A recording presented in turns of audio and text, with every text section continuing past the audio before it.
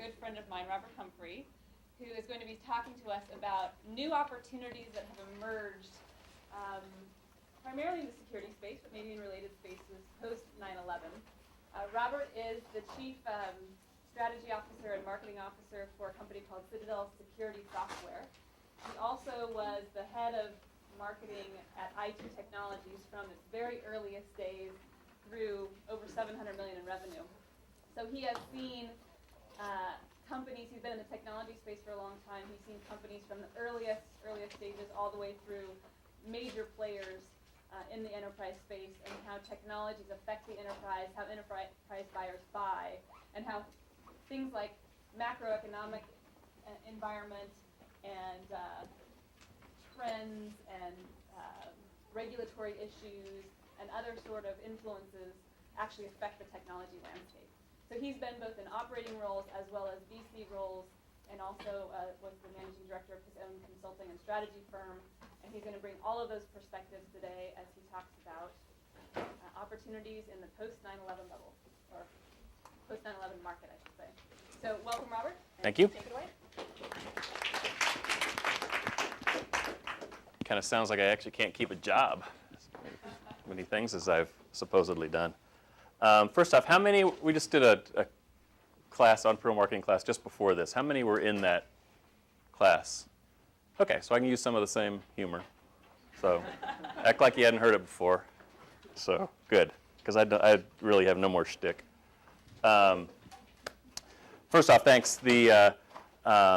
It's really a pleasure to be here. One of my shtick stories is it's very, very cool for an old guy like me to get invited to present and lecture and Q&A in places like UC Berkeley.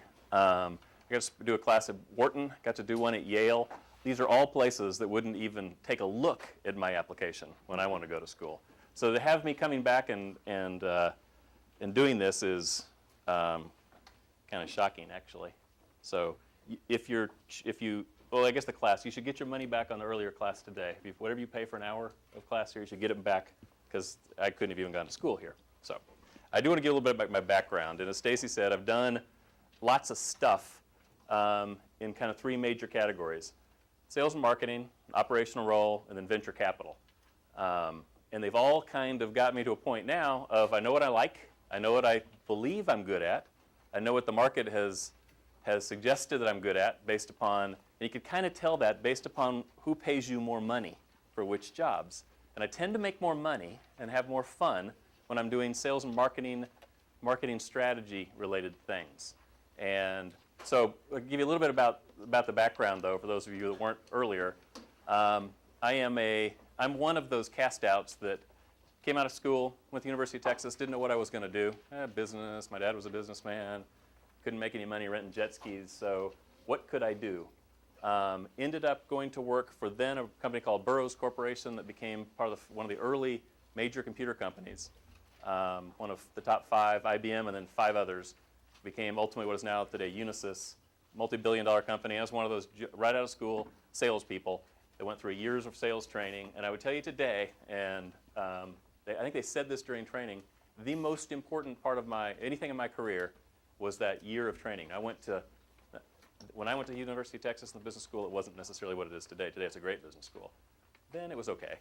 But I would tell you that year at sales training, and it always goes back to the point, and one of the things I talked in the earlier lecture, the idea in entrepreneurial anything is to sell something. And I learned those skills in selling something in the early 80s at Burroughs. My background is all sales and marketing. I'm not an engineer. I understand I'm in a room full of engineers, which is really intimidating, because I don't even know. I have no idea. So I can sell stuff, though, and I've learned that I can identify markets. I can pick kind of sort. I haven't been right 100%. I can pick what might be cool and hot next, and oftentimes it's triggered by something. And I'm going to talk about how 9/11 actually has changed. 9/11, and it's terrible. And I'm not suggesting that anything like that is ever good for business, because it's not. But anything that is a dramatic change, be it somewhat artificial. I talked earlier about the Y2K stuff. When we changed from 99 to 2000, the Y2K generated hundreds of millions, if not billions of dollars for companies, purely because we were changing centuries. And it was we'll probably never know, but it was probably far overhyped and somewhat unnecessary.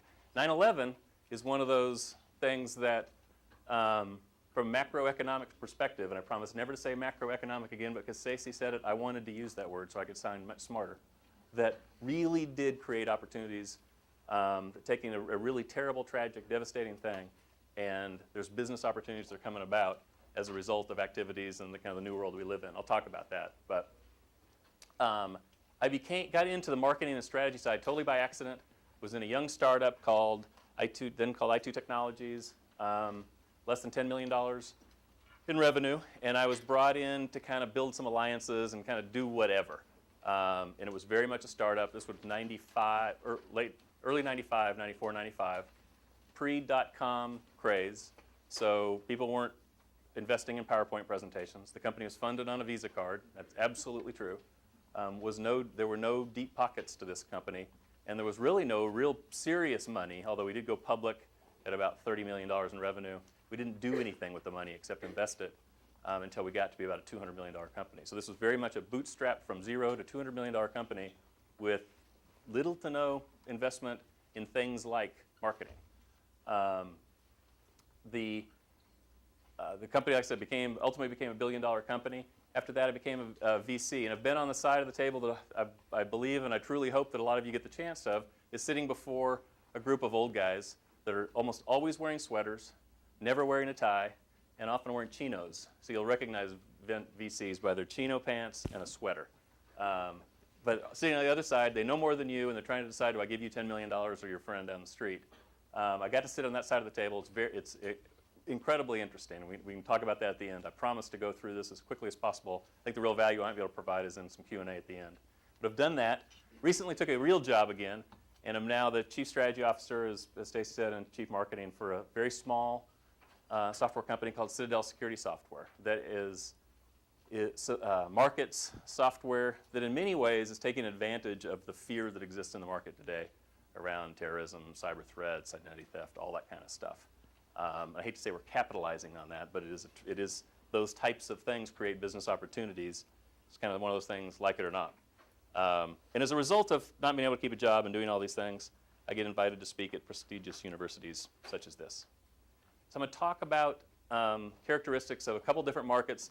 There's absolutely no market research to back any of these things up. So I'm saying this I made up at 2 o'clock this morning. That's not completely true. But I am going to talk about, this is my market analysis, the market analysis according to Robert. I'm going to talk about the normal market and when that was and what that means. I think we're actually approaching parts of a normal market again. The dot-com craze, the post-bubble, pre-9/11 and post-9/11, and then, of course, the post-elected officials shooting private citizens phase that will soon be entering now. That was a new joke for those of you earlier. I didn't use that one earlier. So, thank you. That was a joke. You got it now. Okay, good. No more Cheney jokes. I am from Texas. I know this is somewhat of a liberal institution here. I'm not saying who I voted for, but W. Normal phase, kind of, and this is again my non-scientific, but based on reality and kind of living parts of it. I don't remember a lot of the 70s, but all sorts of stories come there. Kind of the normal markets of the 70s through the early 90s before the craze. Reasonable growth. People innovated based upon providing value. Innovation was around, and I'm, my background experience and almost, so from where I come from and my landscape is business-to-business technology. So it's not consumer. As I present these things, it's come to mind of a technology company is primarily a business that's primarily interested in technology, has technology, selling to businesses, not selling to you, the consumer. So I'm not really talking about consumer-related markets, more business-to-business markets to kind of frame that off.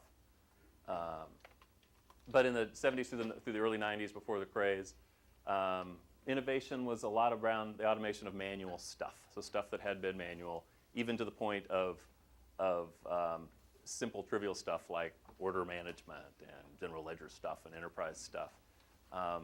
Through the 90s became a lot of stuff in engineering, product management tools. CAD/CAM's been around for a long time, but a lot of those things were automating tools that used to be manual. Real serious value. There was a business problem that there was a solution. The innovation came about as a result of business problems. All this sounds kind of like normal, and probably what textbooks say really does happen. But the fact of the matter is there are artificial influencers or other market influencers that actually change this dynamic. In the 70s to the early 90s, there really weren't a lot of artificial, quote unquote, market influences. The dot-com craze, referring to this as the I'll take it time. This was obviously a gazillion books already written, will be more. Purely a time that was driven both by an artificial thing called Y2K and then technology, the internet. And having been in that and been right in the middle of that, and both made lots of mistakes as a result of that, and also did some smart things around of it, I can tell you the market, the technology sector at least, truly did believe that there was a dramatic change happening in economics. I think people really, truly believed that you were never going to go to a grocery store again. You were going to buy milk on the internet. You were never going to go to a retail store again. Everything was going to be online. I don't know how we were going to ever have children or anything, because no one was ever going to leave their homes and go meet people or go anywhere. But there was a sense of that, absolutely real. You look back at it now and we're going, what were we thinking? But as much wonderfulness as the internet has allowed, and the innovation that comes about as a result of it, and then the business efficiencies and just market efficiencies that are resulting from the internet, those of us that were kind of in the middle of all that stuff, we truly did believe that there's a gigantic economic thing that's changing. I was demonstrating in 1998, early 99, configuring my car online. And we truly believed, we were demonstrating and showing this, you could go online, point and click, blah, blah, blah, pick all your car, pick all the color of your car, the wheels, all the accessories to your car, and 48 hours later the car was going to arrive in your parking lot. And we could present how that was going to happen and why that was happening and why the internet allowed that to happen. It doesn't happen. They're still trying to get to the car that can be manufactured and delivered to you in 2 weeks. But I will tell you what was happening then, and part of this was around marketing, was caught up in what ultimately now is the dot-com craze, where the business truly did believe that there was a gigantic fundamental change in the way businesses are going to be operating in the future. And it was probably 30% true. And as a result, the market capitalization, the amount of the wealth that was created and then lost probably represents about a 30%. All told, still growth, still good, but we learned a lot through that process. That because there was a belief that there was dramatic and serious change in the way businesses were going to function, there was just absurd investing going on. I personally made some absurd investments, which is why I'm still speaking on the college circuit. But there were absolutely absurd investments that were made on because, my God, everything's going to be, I'm going to buy my socks on the internet. And I'm going to have them custom made to look just like the way I want them to look, and tennis shoes. Nike was actually demonstrating a custom tennis shoe generator where you gave it all sorts of information. It would create a custom tennis shoe just for you, your name, your brand, your look. They still actually have it out there, but it's not a big part. They believed, and they were marketing it. This was a big part of how tennis shoes were going to be purchased. Everything's going to be customized down to you. Everything's going to be totally specialized. That guy's hat, no one would have a hat like that because everybody's going to build their own hats and design their own hats.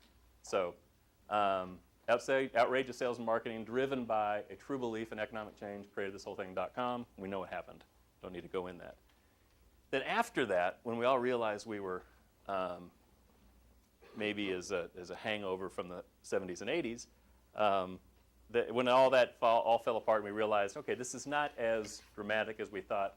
The market did an about-face like I've never seen before, and I hope I never see again. Business-to-business selling, I would say, and with the exception of things that were absolutely, without a doubt, mission-critical types of stuff. If you made cars, you had to buy metal. Stopped. It was, businesses, the amount of businesses in this part of the country that went out of business was just, unheard of, and actually all over the world. But the good news that came is that there wasn't a lot of innovation going on. It was rationalization of the innovation that happened for the past 5 to 10 years. By that I mean we had all this stuff that people invented. What's good and what's crap.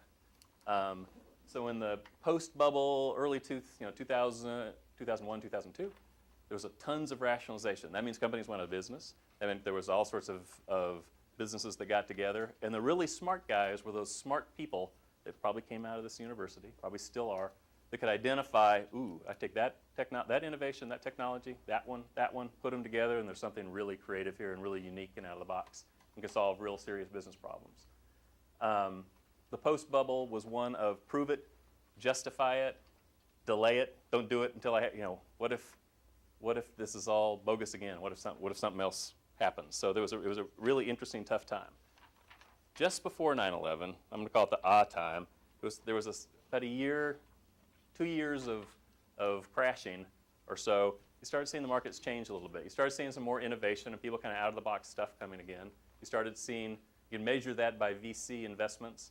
You look at the amount of VC investing that was done a year after 9/11, began picking up again. And we're back to fairly high levels again. But I think we got the time. There's a shift to normalcy. Some of the buying patterns that you'd see in business to business at least was more shifting back to, as I described, the normal periods, where people were buying because I have a business problem, the simple stuff. I have a business problem, I have a solution. I'm not buying it because I'm being hyped and because the market is dramatically changing, et cetera, et cetera, et cetera. I'm buying because for the right, real, serious business reasons. And the things that I would suggest to any of you as you're coming up with ideas and looking at new markets and new things to go to market with, solving real-world business problems with real-world problems is the key to it, and we're feeling that right now. There's started to be more innovation going on, and not just the rationalization of innovation that was out there, but real stuff going on. And buying started to pick up. As when I say rationalized, justified buying, I mean it paid for itself. There was an ROI associated with it, which is another thing to consider as an entrepreneur, particularly in business to business. Where's the return on this investment? And particularly as an engineer, if you can't describe the return on investment that somebody gets from a product, the greatest product in the world won't matter.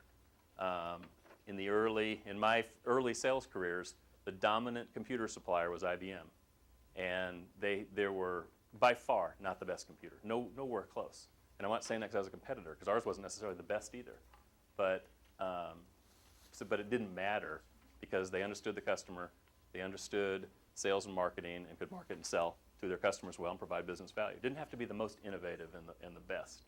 So as you're contemplating your future and what you do, it is always about the product. You got to have a product, but the product does not make or break the company. I would say that sales and marketing, identifying the markets, identifying your customers, and marketing to them correctly is the way to be successful.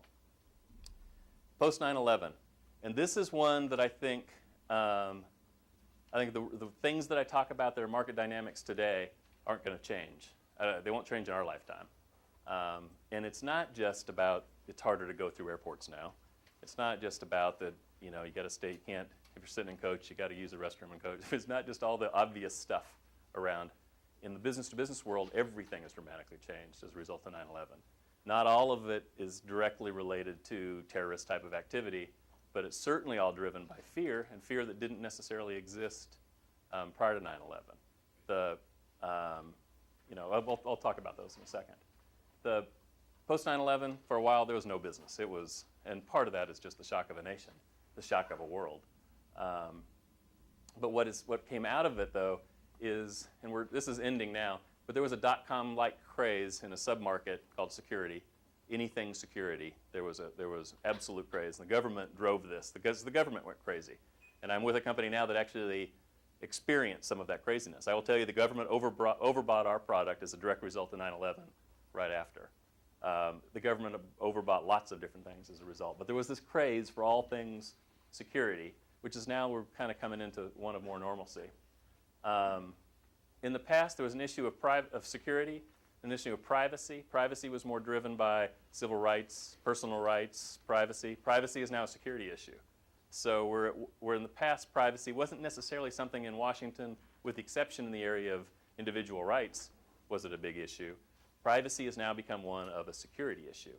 And you hear me talk a lot about this, and so it doesn't sound like a pitch for our company. Our company doesn't do anything for identity theft, privacy. It's not what we do. So I'm not hyping our company when I talk about this. But it's that one single area, particularly in business to business, it influences everything. And we actually played a game with this in the group of us talking about, throw me an idea, a business thing, and let's see how we can connect it back to 9/11, privacy, identity theft, security.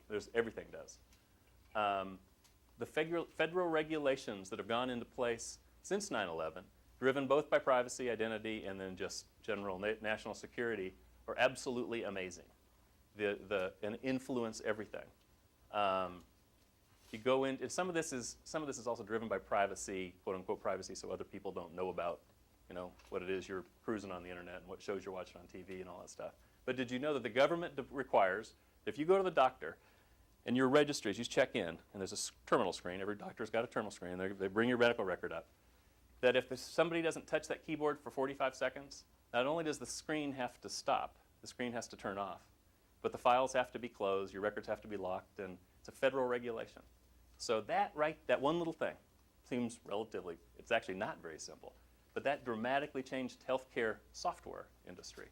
And hundreds of millions of dollars have been spent over the last several years in healthcare for that very reason. It's one of privacy and one of security. I don't want anybody getting, there's also billing information on there. So there's an amazing amount of federal regulations that you read about all the time that are really driving what happens. There's not a business out there, particularly in the technology space, that doesn't have some kind of security message directly related to 9/11. There's a I don't know what the $100 billion market that's evolved as a direct result of fear became as a result of 9/11. I was telling the class earlier, this week there's the world's largest security conference. It's a gigantic trade show going on in San Jose right now. It's 10,000 security executives. I don't think there's such thing as 10,000 security executives, but there are 10,000 security geeks, certainly. In San Jose Convention Center, there are over 3,000 companies that are either presenting or exhibiting their stuff. 3,000 companies. I went to an event last night. It was a awards banquet for companies in the security space. 1,300 nominated products. I didn't know there were 1,300 security products, and and all of that did not exist. It existed a little bit, but it didn't exist pre 9/11. $100 billion ultimately market has evolved because of fear of security and fear from 9/11. And the last comment on this one is this one will last. It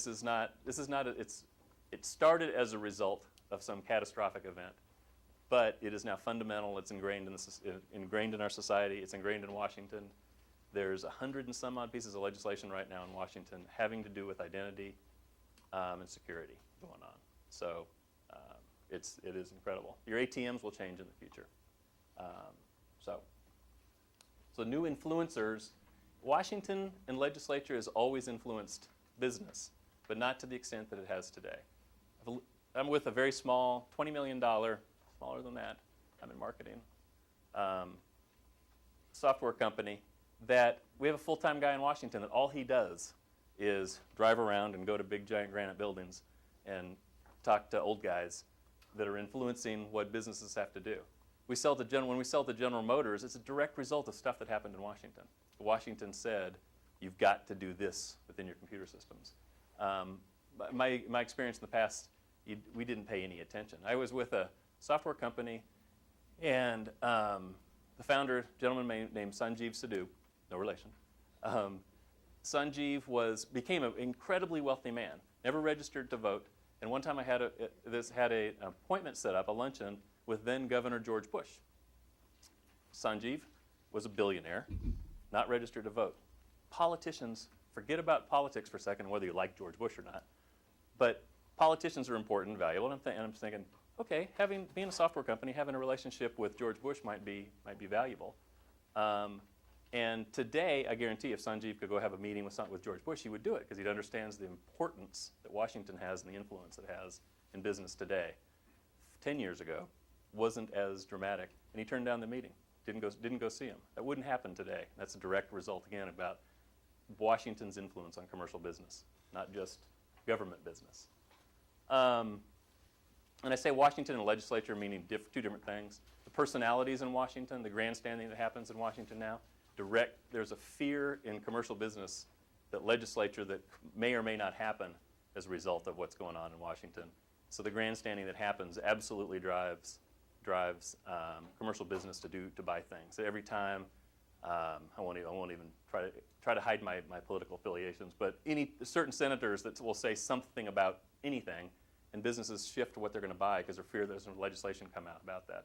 The whole HIPAA thing that I just described earlier about the screens that have to turn off was a personal thing of one of the legislators who talked about it for years and then used 9/11 to make it turn into legislation. So there's things that happen from personal nature, from political nature, that drive what happens within business. This is also creating a huge investment shift. You find even big companies that didn't have anything to do with security or privacy necessarily in the past are now key part of their marketing messages. Oracle Corporation. Oracle is now a big part of what they talk about is securing the enterprise and securing their customers and privacy, et cetera, et cetera, et cetera. They would not have thought about that pre-9/11.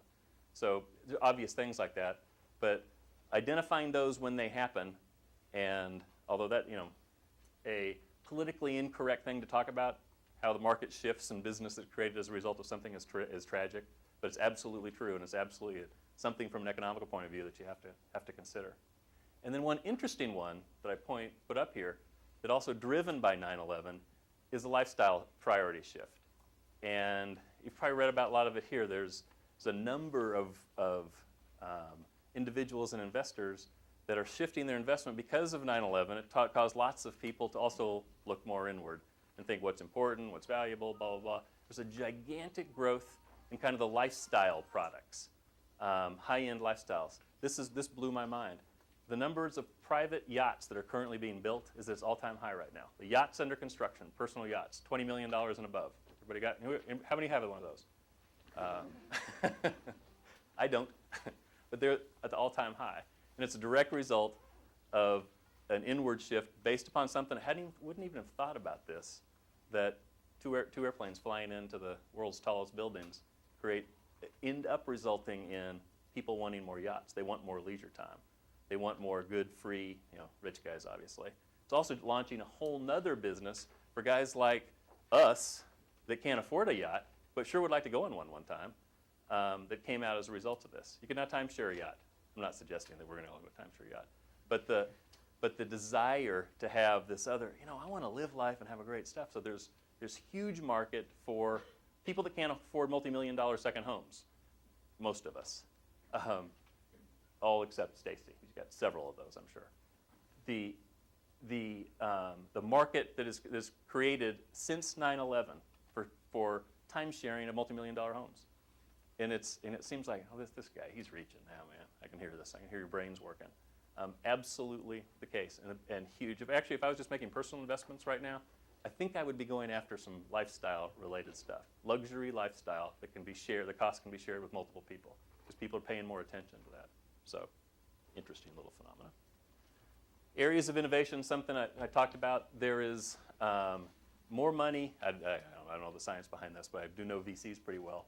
Anybody that has anything to do with identity, and identity isn't just identity theft and identity, but it's Dell will announce in the next 30 days, all of the Dell notebooks will have biometric pad on them, and keyboards have biometric pad. No more passwords. It knows you. It's your notebook. Nobody else will be using your notebook, although you can allow them to by overriding and doing stuff.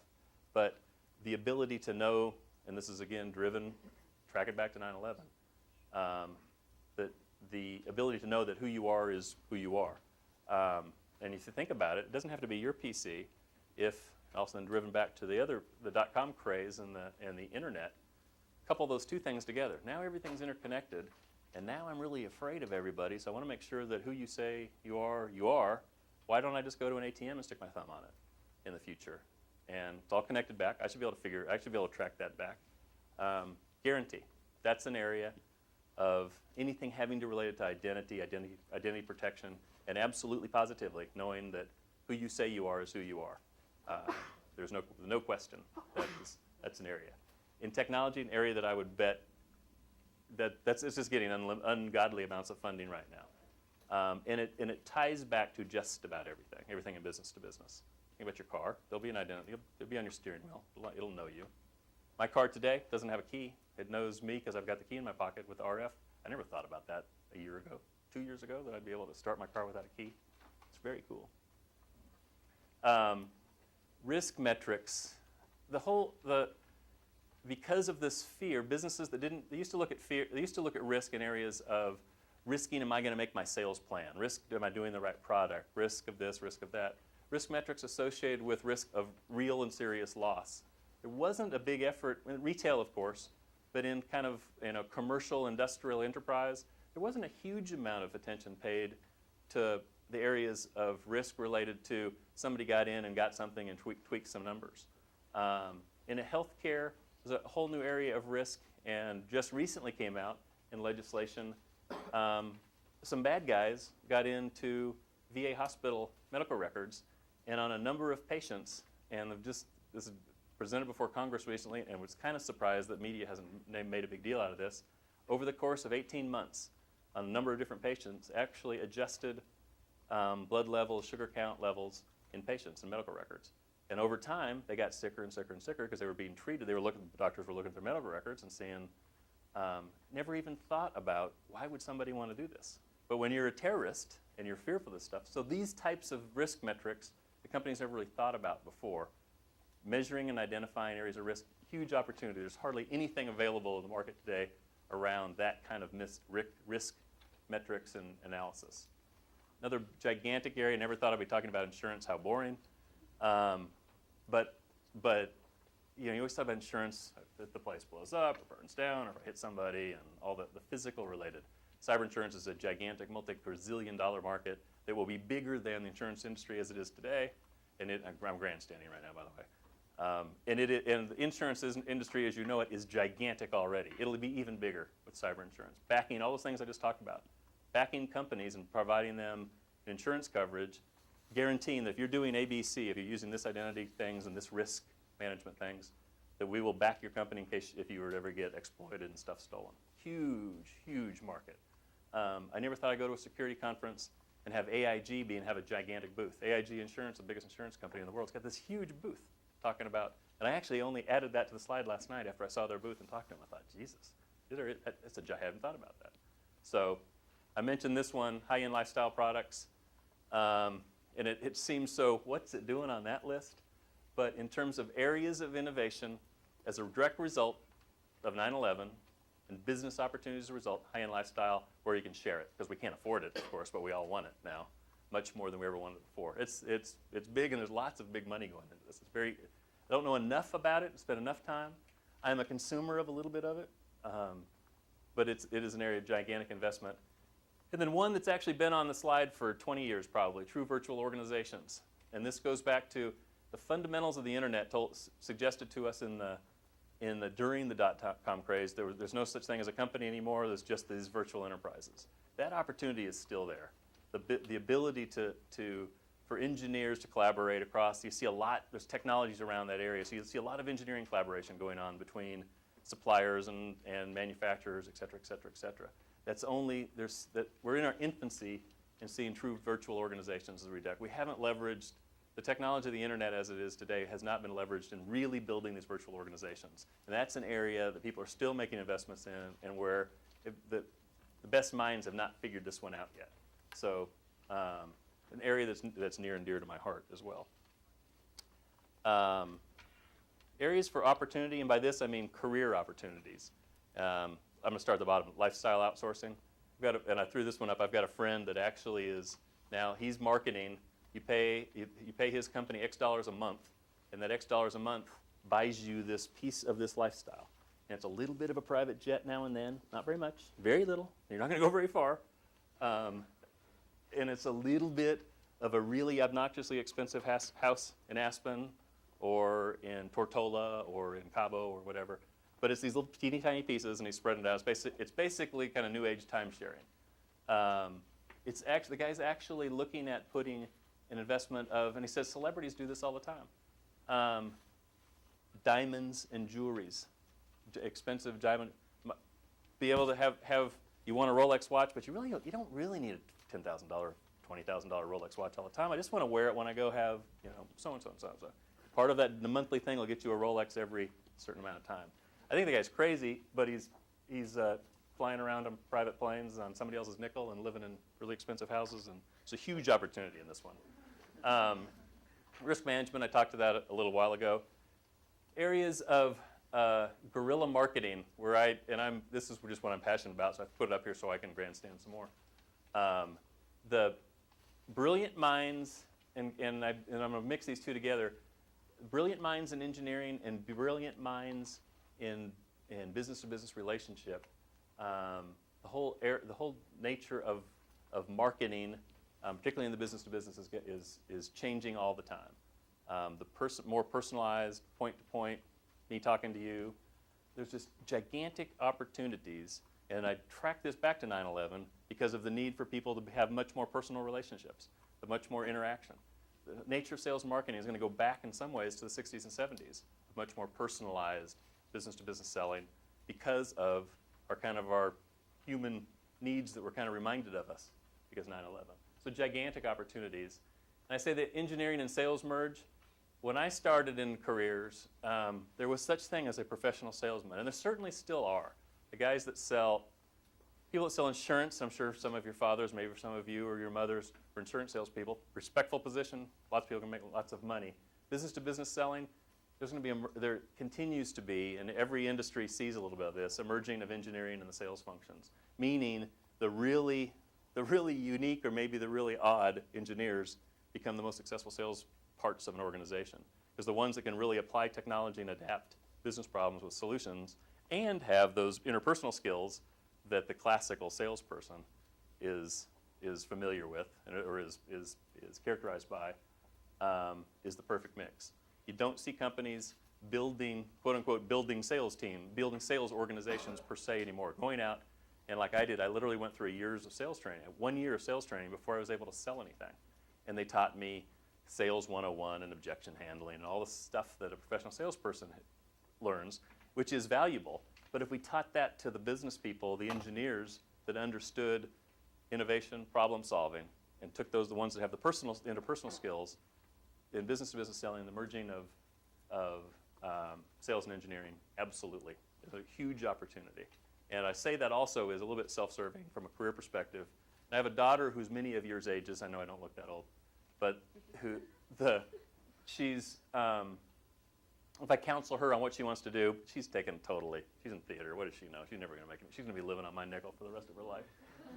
And she's in love with an actor. Jesus Christ. I'm so disappointed. No, I'm kidding. I'm kidding, Lindsay. But if I were to counsel, I would say an important thing, particularly when I'm talking to a group of entrepreneurs who are engineering-oriented, is to foster those sales and marketing skills. Don't ignore those classes, and don't ignore those opportunities that allow you to be in front of people selling. Those of you that were in my earlier class heard this too, and I just want to beat that into your head. The difference between wildly successful entrepreneurs and ones that taken a job for somebody else, ones that weren't so successful, is rarely in the product. Every once in a while, you get that. I say early days of Apple. That was a pretty unique product. That helped. They couldn't sell worth the damn, but iPod then came along, and man, now they could sell. Steve Jobs he's an engineer who can sell. So if you model that way, engineering and sales. So don't walk away from those selling opportunities that you have. It really will foster the difference between wild success and not so success.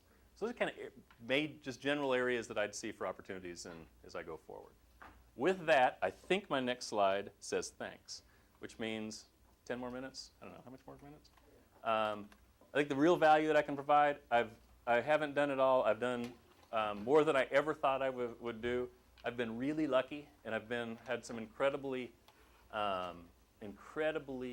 influential and powerful mentors around me, so I've got to see lots of really fascinating stuff. I've got to see businesses that had gigantic budgets and did big, gigantic things, and I've got to see businesses that had absolutely zero money and did it from bootstrap up. And I'll tell you, I personally, which is what I'm doing right now, bootstrap up is what I prefer. It's more fun, it's more challenging to me, it's more satisfying in the end. The people that I end up finding myself associating with are more like me, a little more creative, a little bit maybe not quite as intelligent. So I've seen lots of different stuff, and I like talking. So, any questions, comments? perfect. I'm going to dinner earlier than I thought. Well, hold on. Shit. It just so happens that in the lecture that was in the same room just before your presentation was an IBM lecture where they were pointing out that 78% of today's U.S. economy is a services economy. And you're talking about a number of trends, post 9/11 and so forth. Are you seeing any influences that are leading towards services business models versus product? And can you address that? Yeah, big time. And I can even apply it to my personal life these days. More and more, there's been a focus towards specialization, which part of that drives some of the services in outsourcing, et cetera, business process outsourcing, or just business outsourcing in some cases. Companies like IBM in the services world, computer sciences, CSC, you mentioned Infosys earlier, some of the companies are more and more looking to outsource part of that function. Doesn't mean the product stuff goes away. I mean, our business, we're a product company, we'll always be a product company. But the bulk of our delivery is actually through CSC Corporation. CSC actually delivers most of our stuff. Customers actually contract with CSC to get our product. So when I'm talking about us as a product company, the reality of it's being driven by companies that don't want to be in the security business. They want to have somebody else specialized. They want to have brilliant people focusing on their security, as an example. There's tons of these examples. The lifestyle thing is another example of that. That's the services industry and economy that's coming around us about. So no, I think absolutely that's a huge market. The companies that are the fast growth companies right now, the CSCs, IBM's on the services side, any of the big services companies. So, and I'm living the reality of that. I'd say 80% of our revenue today is actually delivered to the ultimate consumer of our product is getting it as a service and as opposed as a CD. We don't ship CDs anymore. CSC just turns it on. So, absolutely. Yeah. So in the current world, there seems to be sort of a conflicting sort of war battle between the government and end users, the people, between privacy. The government wants to have more access to your data. People naturally want to have less access to your data. Have the government have less access to their data. Where do you see the bigger opportunities in the ways of tracking people or in the ways of allowing people to kind of unplug from the government watchdog? Yeah. No, I think that one of those that it hasn't been addressed yet, one thing that will emerge and somebody will make a lot of money in this type of thing is in between those two. It's inevitable that we're naive if we don't think that government is watching a lot more, and we find a lot, we find out about that more and more these days. But there's a lot more that they know about us than we ever would have dreamed. And they have much more access, even today. They get far more. The stuff we're arguing about can they do, they're doing, I guarantee you. I mean, I'm not saying that because I know, but they're doing a lot more than we know. What's going to be a huge market for is kind of in the middle of all that, how do we know that's not being abused? I think the real opportunity here is technologies and processes and services around, okay, it's okay that you know everything that I do on my computer and what I do. I kind of, I'm of that position of, I kind of want somebody, I'm okay that they know if I'm going to bad sites or whatever I'm doing. I'm okay with that because I don't want the bad guys to do what they did again. At the same time, I don't want anybody to abuse that. So today, what the issue is today, there's really not technology that sits in the middle of that somebody can monitor. How did that information get used? It's going to be tracked. It's being collected. But then how is that information used going forward? That's what kind of doesn't exist today. I'll do an analogy to that gadget-loaded car that I have. Got a GPS system in it, and a nav system in it. And in the sales demonstration, after they took it, you push the address or where you want to go and all that normal stuff. Well, this car actually logs where I was. There's 5 different places that I just went. I'm thinking, why do I want somebody to know where and this is obviously being tracked by satellites. My car knows the last place I went. There's people in my life I don't want to know where I was. Not really. I'm past that phase.